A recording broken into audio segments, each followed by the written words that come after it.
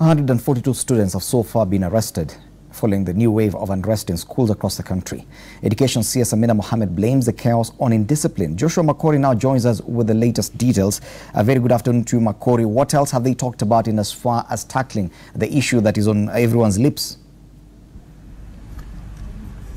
Good afternoon, Fred. Like you say, I'm currently at the Kenya Institute of Curriculum Development, where Education CS Amina Mohammed earlier indicated that the law will take its course in matters students being arrested or anybody taking part in the ongoing or what we have witnessed recently in our schools across the country, the student unrest, and where students burning dormitories and classes while protesting. Now, she indicated earlier that despite that move, that parents will be continuing to dig deep into their pockets, probably to build the classes or the dormitories, that the government will not take part in any way to give towards that particular move of probably bringing up structures again that have been demolished following that wave that is again re-emerging. And now, Fred, shortly I want to speak to the chairman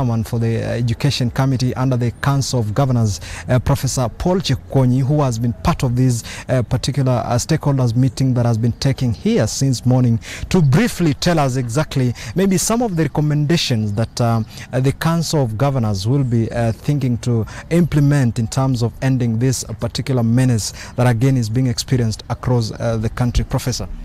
Thank you very much, Corey. First of all, I'm going to talk as a professor and as a teacher. The beginning point of solving this particular problem is to ask the question, why now? If the kids have been peaceful, no schools have been banned from January to now, why now? And this is the root cause of the strikes which have led to banning of schools. So it is very important that county governments and national governments and all other agencies come together to investigate the root cause of this particular unrest in schools. But more important, there is something that I can easily predict. These kids are very good, our children are very good. If all of a sudden children decide to wake up and ban schools, for example, in schools that have been doing very well, these schools have traditionally done very well. If it is because of the fear of exams, that can be ruled out, because if they've been doing very well, it cannot be because of an exam that is being feared. So it means there's something that has happened dramatically which the students have reacted to, and this is something we need to investigate.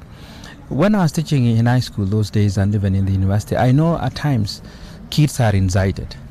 So when we do investigations, it's very important for people to take responsibility. Any inciter should be arrested and locked up. At the individual level, that student who is banning a classroom is a criminal individually. So what we don't want to do is to collectively condemn the kids, but single out the specific students who took the action of banning the schools. But the root cause needs to be investigated, and it must be addressed as a way forward. Okay. Well, Fred, that is Paul Chekonyi, the chairman for the Education Committee under the COG. I remember earlier the NAT Secretary General Wilson Sosion indicated that the issue of delocalization of teachers that has been experienced this year across the country might have or could be the reason why we have experienced the unrest that is reemerging again across various secondary schools in the country. Fred, we will be following that and probably give a detailed report in our subsequent bulletin. Thank you, Makori. Makori Ongechi there live from the KICD.